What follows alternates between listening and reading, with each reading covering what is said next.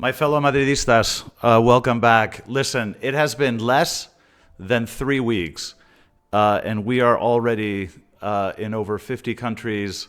We're up to almost 1,100 subscribers. This is absolutely mind-blowing. I can't thank you guys enough. Today, I'm going to address some of the comments that you guys have made on previous videos, which I think are fantastic. I really enjoy them. But most of all, I want this video to be a thank you because you guys are proving that, Real Madrid, we really are a family, a global family, a community, and it's just incredible to see. So I'm so grateful. But let's get started.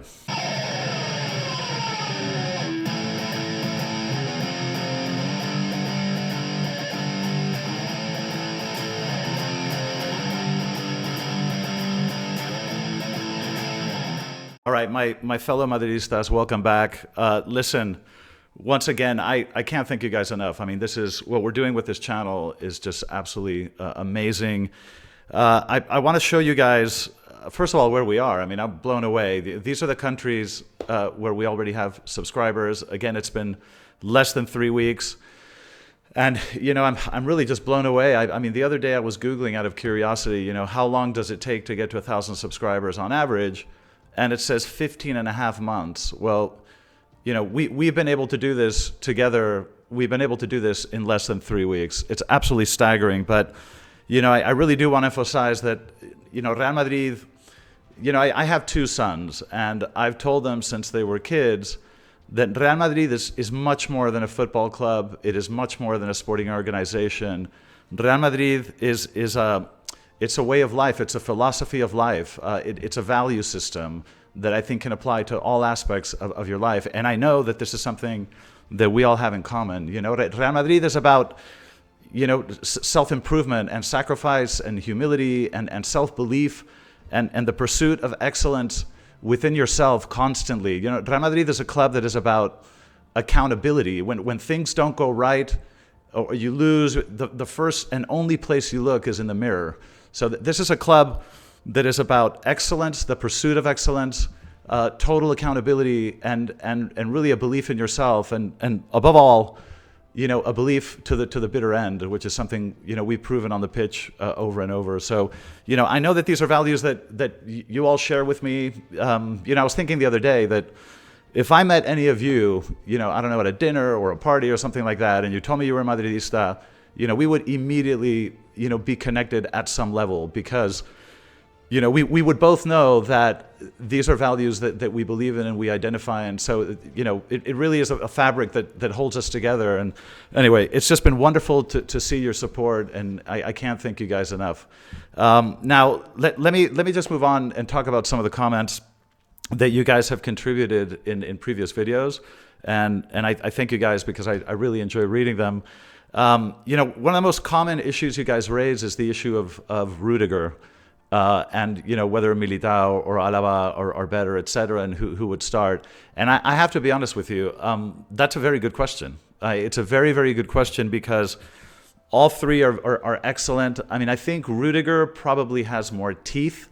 I think in terms of raw defending, depending on the type of match you're going to play. If it's a match where you think you're going to have the ball under control, where maybe you're going to be under less pressure, then I think the Alabas and Militaos, might make more sense. But I think in very, very physical matches, in very, very crucial matches where you really cannot afford to allow a goal, where what you need is really kind of brute defending, those are the matches where I think I would opt for Rudiger for sure. So I think it's a very fair comment. It's a very fair discussion. I'm not entirely sure what the answer is, but you all make a very good point.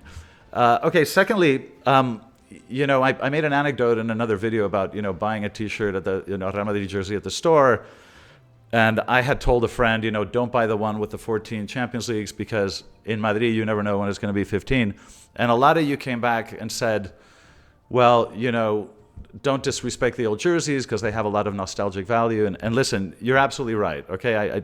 I didn't mean to say it in that way. I can tell you that every single final that we have won, in my adult life has, brought me to tears. So every single one of them has incredible meaning. So I wasn't implying that in any way. I mean, absolutely, I think we should collect all of them. But, my suggestion was just that the beauty of this club is that you never know when the next one, it could be right around the corner. But thanks for those comments.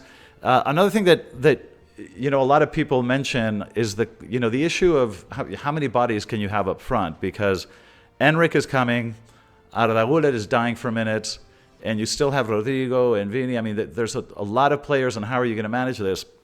And some of you were suggesting, well, somebody has to go, maybe Rodrigo or something like that. And I'm not entirely sure. I mean, I really think that the solution here is for the youngsters, so Enric and Arda Güler, for them, I think they're both 18, for them to understand that they're young and that they need to grow into this club. And look, this is the most difficult club in the world to get any playing time at all. So I think that the answer is that, these young kids need to be a little bit patient, and they will come into the club, as opportunities arise. But I certainly would not want to see Rodrigo go. I don't think anybody would. So I certainly hope that's not the way forward. Now, another comment which I think is very fair is a lot of you are concerned about Mbappe coming and kind of the chemistry, which is fantastic right now, and what that can do to kind of upset things. And, I have to say, you're right. I mean, I've actually discussed this in a previous video when I talked about Mbappe possibly coming when it wasn't sure. And that is one of the genuine concerns in Madrid, that, we don't want anybody coming in and disrupting the chemistry. But on the other hand, I will tell you this as a reassurance. Everybody said the same thing about Cristiano. Absolutely everybody said the same thing about Cristiano Ronaldo. He's cocky, he's this and that. And he turned out to be an incredibly positive influence on the squad. He, I think, raised the level of ambition. So honestly, I think if anybody in the world can manage it, it's Ancelotti. I'm personally not that concerned about it at this stage, but you do make a very fair point. So again, just wanted to comment on that. And again, I want to thank you guys, for all the support and all the comments. So please keep them coming. I'm going to put together a video in the next couple of days with just some sort of latest news snippets. There are a lot of rumors about Antonio Davies, and that is sort of verbally already agreed. But I'll bring you some color on that and a few other things, and I'll give you my thoughts ahead of the Valencia match on Saturday night. But again, I'll leave you guys with that. Thank you once again for all the love. Really, really appreciate it. And I'll see you guys in the next video. A la Madrid.